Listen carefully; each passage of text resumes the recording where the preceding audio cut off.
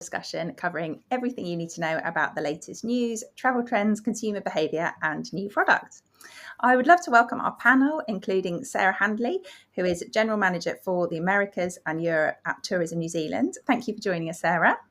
Kia ora. We are also joined by Aaron Gilden, who is Head of UK and Europe at Air New Zealand. It's lovely to have you here, Aaron. Kia ora. My pleasure. Lovely, thank you. And we also have Valerie May with us, who is Sales Manager for the UK at Southern World. Thank you for being here today, Valerie. Thank you very much. Hello.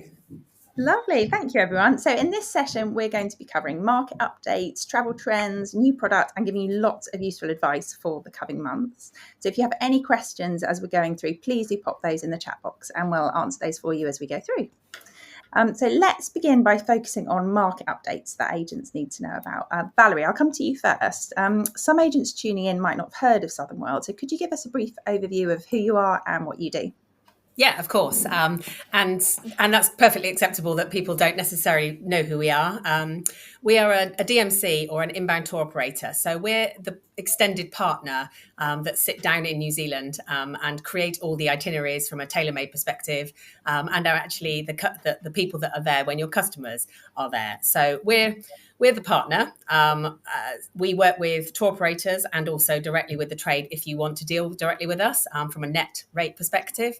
But otherwise, we are the partner that put things together for a lot of the tour operators that you're familiar with, like First Class Holidays, who are a big partner for us, Prestige Holidays, who are also a big partner for us, ITC. There's a number of the tour operators that you're very used to seeing that we provide the content for. If you do choose to come to us directly, then, as I say, you work with us on a net basis, and we're quite happy to do that. But I think working through tour operators, particularly if the knowledge isn't really great, if you've not been to New Zealand yourself, it's often helpful to have the tour operator that's based in the UK to have that good chat to be able to create the itinerary, because as we'll go on to explain, a lot of the itineraries for New Zealand are all touring based. So it's not an easy sell because people want to move around and tour the whole country, which is very possible. So speaking to a UK based tour operator, as I say, particularly like the three that I've mentioned, then that can really help you. That's how we work. We've sat in the background for over 35 years. And we only work with the trade. I'm the sales manager, so I'm based in the UK, and I'm very happy to talk to you directly, help create itineraries. But more importantly, I work with the tour operators to make sure they've got the right content in their brochures and on their websites. Brilliant, thank you. And there's lots of love for Southern World in the comments. We've got Lydia, Joanne, Joe, Jacqueline, everyone saying you're fab. So lots of thumbs. Thank you very much. Take that. I will stay with you for a moment, Valerie. Tell us, how are visitation numbers looking for New Zealand for Southern World in terms of arrivals from the UK and Ireland? For us, obviously, I can only speak from our perspective, but we're in a very fortunate position at the moment. Premium leisure is the sort of category that we sit in very well. We're Virtuoso members, but it doesn't mean that we can't sell absolutely everything on the ground. So everything from wheels to touring, to transfers, to hotels, accommodation, etc. So we sell everything. So it does give us a good indication as to what they're looking for. From a numbers perspective, then we can say that it's very positive since the reopening after COVID. To be honest, it's gone a little bit mental. So from our perspective, then I can only say it's really, really good. Of course, we don't book flights, so I don't see it from a flights perspective or from a VFR perspective. But I would say that from people wanting those dream holidays, which include so much land content, doing the trip of a lifetime or potentially going back to New Zealand because they've loved it once, they want to love it again, then I and my company, very positive, and the future's looking equally as positive. So I think New Zealand's a little bit hot. Yeah, fabulous. That's what we like to hear. Sarah, I'll come to you next. What are you seeing at Tourism New Zealand in terms of arrival figures from the UK and Ireland? Of course. Well, just to echo Valerie, we've definitely been seeing a lot of momentum behind New Zealand. In fact, the last 12 months ending the end of August, we were up 18% over the previous year. When we compare that back to 2019, our recovery was sitting at around 73% of where we were in 2019. So really pleased with the momentum that we've been seeing come out of COVID.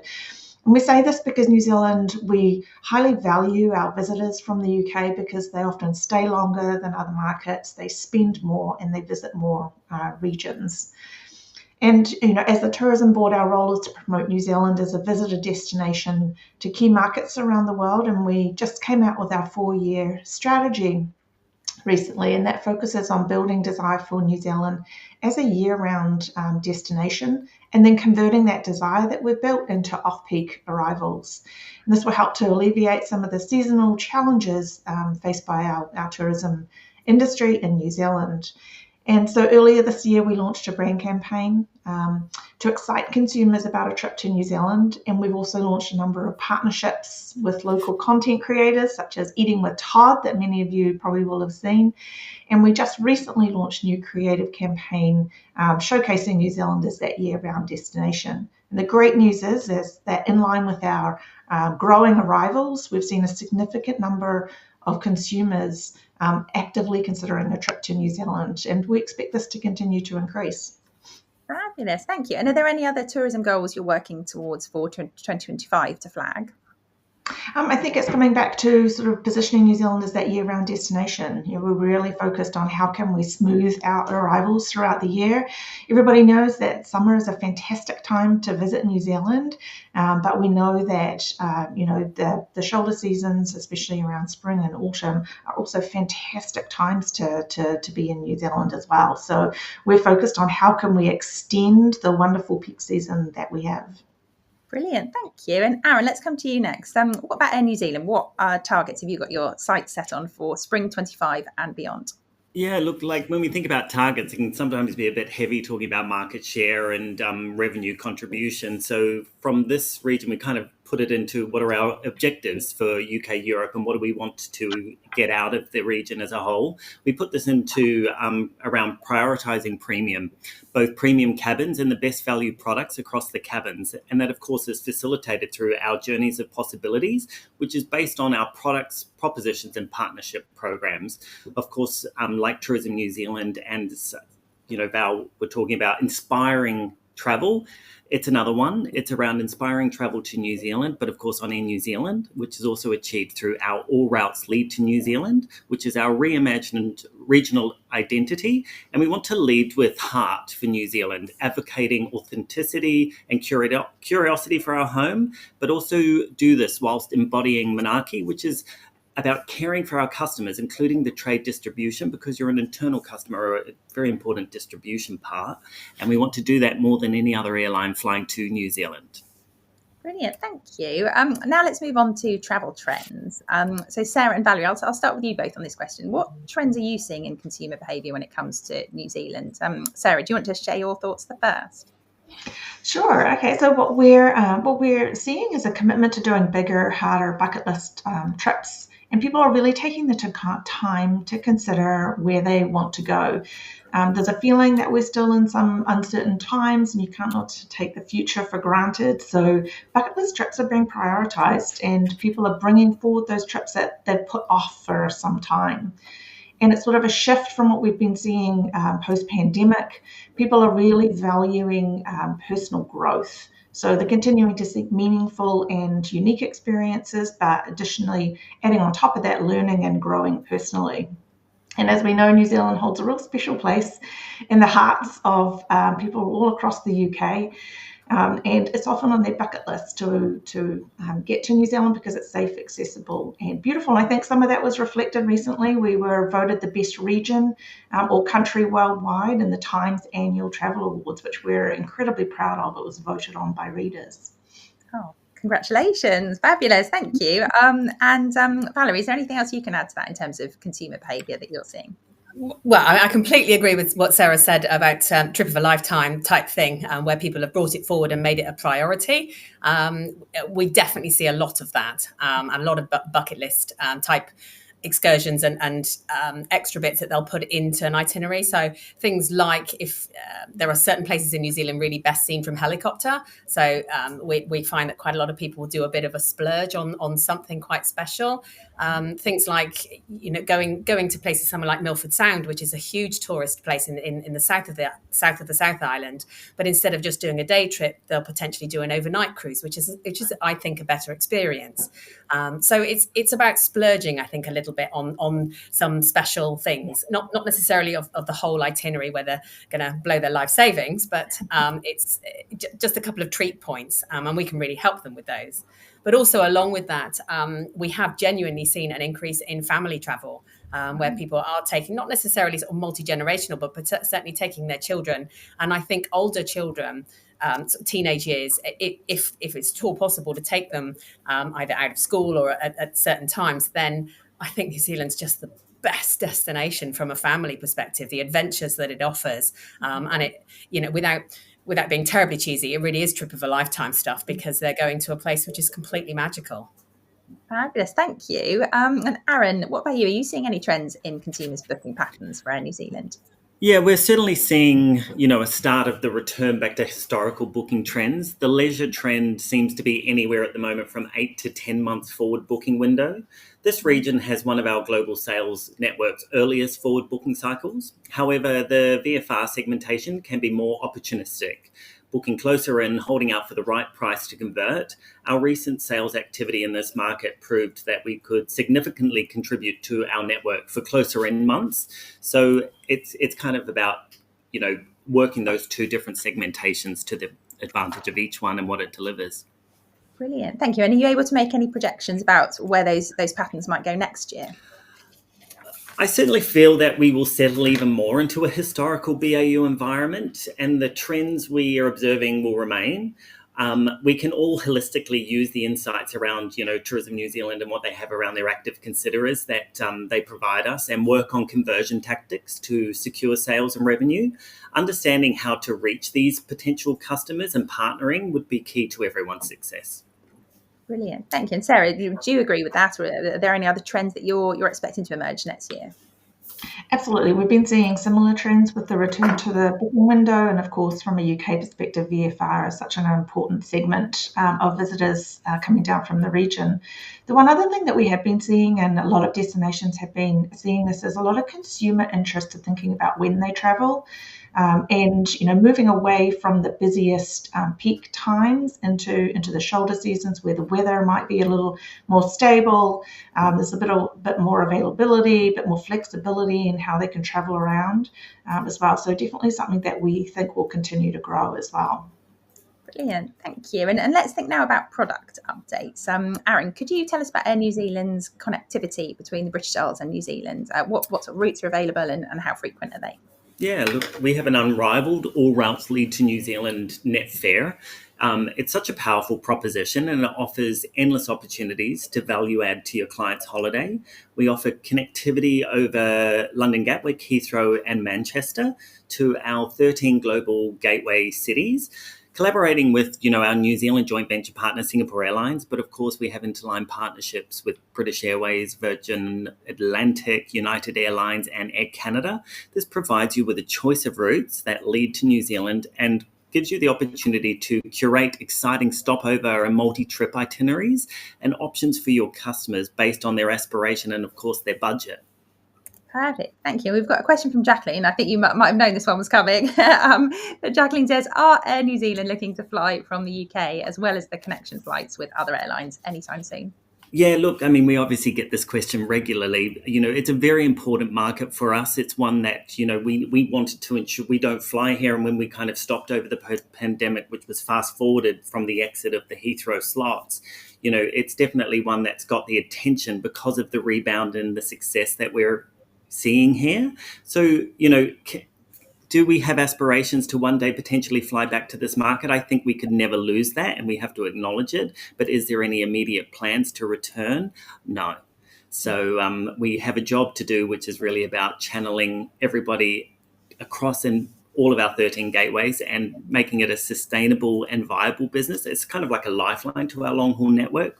We, as I mentioned earlier, we have an earlier booking window than most of the sales networks across the New Zealand network. So we kind of build the baseline and then hand it back to local regions for them to kind of complete the cabin factor. Thank you. And are there any other sort of flight routes or increased capacity that agents should have on their radar for next year? We've upscaled the equipment on our Singapore route to a 777. This is representing around 175% increase in the available premium cabin seats on this core corridor from the UK. Closer to our home, we've increased capacity to Bali to year-round from seasonal and introduced more wide-bodied flights between the Pacific and Australia to ensure a more seamless experience in terms of connectivity and, of course, a like-for-like onboard experience for our core international connecting services. And in terms of new stuff, in 2 weeks' time, we'll re-establish our Auckland Seoul service. And we have recently returned to Hobart from Auckland. And of course, next year, we look forward to standing Chicago back up. And of course, that where to next is constantly being brainstormed. Perfect. Thank you. And Sarah, I'll come to you next. What new product launches are you excited about for spring? Well, I was excited to hear us sitting on the edge of my seat as Aaron was taking us through all the updates there. So we're always eager to hear from our partners at Air New Zealand. But from within New Zealand as well, it's spring in New Zealand right now. So the landscapes are vibrant with rolling green hills, lush native forests and gardens that are in full flower. And beautiful scenery is a top driver for UK visitors when it comes to choosing a destination. So why not include a stay in nature when the landscapes are at their best? We have new Pure Pod Ruru for the Coromandel, which is a 90-minute drive from Auckland. It's tucked among the mountains and farmland, and it offers an unforgettable escape into nature. It's a secluded glass eco cabin, and it boasts sweeping views and provides the perfect sanctuary for any of your clients that might be seeking serenity. Nearby clients can cycle the Hauraki Rail Trail, hike the Pinnacles Track, explore coastal walks, or simply relax to the sound of native birds and stargaze from the privacy of your cabin. And this is one of now 15 Pure Pod locations across the country, right from Kerikeri down to Stewart Island. So a great way to take advantage of the vibrant landscapes, And then as the weather is warming up, it's a perfect time to get out and go hiking. It's a great season to spend outdoors. So spring marks the start of the New Zealand Great Walks season, which is going to run through until April. And the Tuatapere Hump Ridgeback in Fiordland has become now the 11th Great Walk. It's a 3-day loop track, 61 kilometres long, and you can enjoy beach, forest, mountain views. And if you're not up to doing a multi-day hike, then New Zealand has thousands of kilometres of tracks, so walking and hiking options to suit all levels of fitness. So highly encourage everybody to get out and enjoy the beautiful scenery. Lovely, thank you. And Valerie, what new experiences would you recommend for spring? Oh my goodness, just listening to Sarah then, because hiking and walking and getting out in nature is such a big thing of what we encourage with itineraries that we're planning.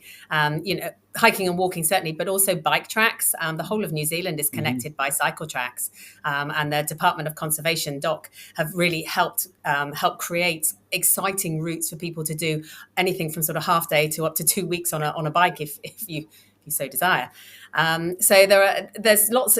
For us, it's outdoors. It's the outdoor activities, and I make a joke when I'm doing training, just saying, pack your trainers, don't bother with your high heels. It's you are always outdoors. So the trends that we see, I think, are for people that really want to embrace the beauty, the natural beauty of the country. Once you're outside the cities, there's no one there. And I don't mean no one, but, theoretically, there's no one there. And it's you and nature. And whether that's from a wildlife perspective or a nature scenery perspective, or that's the beauty of New Zealand. The Kiwi hospitality will shine through. But I think it can, if you don't connect with nature in New Zealand, then there's something wrong with you. Oh, lovely. Thank you. And then Aaron, you touched on some bits before, but do you have any other plans in place to develop New Zealand's product offering in the coming months? Yes, we do. So we are at the first stage of a revolutionary onboard product experience, which is basically doing a nose to tail refurbishment. All Wow. classes will receive new hard product. The first aircraft is currently in Singapore, actually, and we anticipate it will be back in service by January next year. Our whole long haul fleet is expected to be refurbished, hopefully by mid 2026. We'll see a brand new Business Premier product debut, but also Business Premier Lux, which is a suited product. We'll also have a brand new premium economy seat where the seat in front can never intrude on your own personal space. In the economy cabin, we'll continue to have our award-winning Sky Couch, but we'll also be introducing economy stretch zones, as well as the world's first sleeping pod in the economy cabin, which is called Sky Nest, which this will be rolled out on our ultra-long-haul routes, such as New York, Auckland. The cabin will have ergonomic seats where more personal storage areas are given to each passenger, and a new communal snack pantry where passengers can retrieve mid-flight refreshments. We aren't stopping with the in-air products either. Our lounge network is starting to be refreshed. Auckland is occurring right now, and we will follow the New Zealand theme already visible in our premium check-in lounges if you've been through Auckland International Airport and used that experience. So a lot going on, and we will feel like almost a brand new carrier by the close of all of this, but it's exciting to see. Brilliant, lovely. That sounds great. I love the snack pantry. Sounds delicious. Yeah, I mean, we're always Yeah, love a snack pantry. at the moment you can actually, and it won't go anywhere. You can order snacks to your seat through the IFE, but encouraging people to get out of seat, do a little bit of wellness, and take a walk will be to the pantry. Perfect, thank you. We've had a question from Dagmar saying, could we repeat in the chat the recommendations? Dagmar, I think that was the recommendations from Valerie and Sarah, so we'll make sure we get those over to you afterwards. And now let's look ahead. So Sarah, I'll come to you. How are you going to be supporting UK and Irish travel agents in the next year?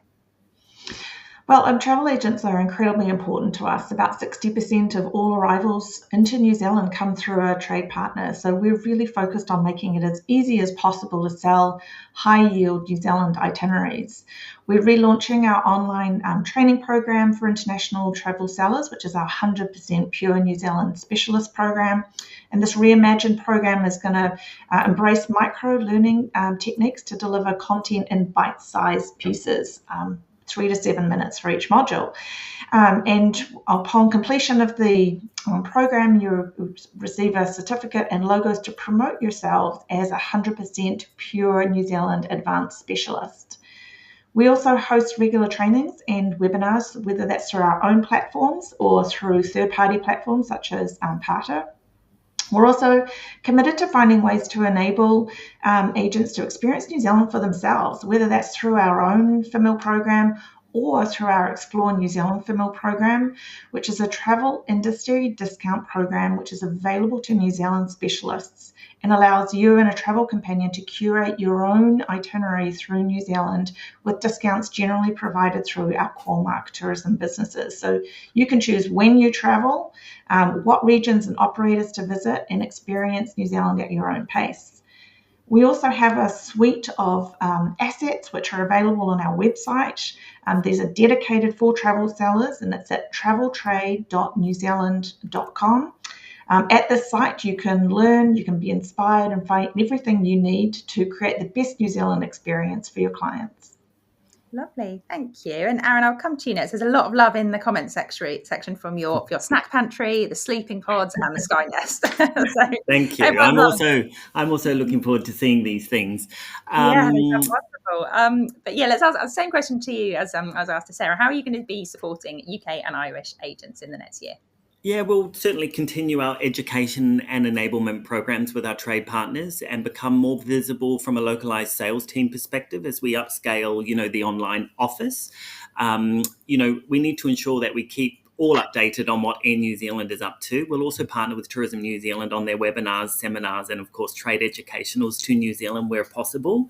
We're also, the airline sponsor for the annual Trends event, and we'll be also, doing a few surprise and delight activations across the year for our travel community to enjoy. So keep your eyes out.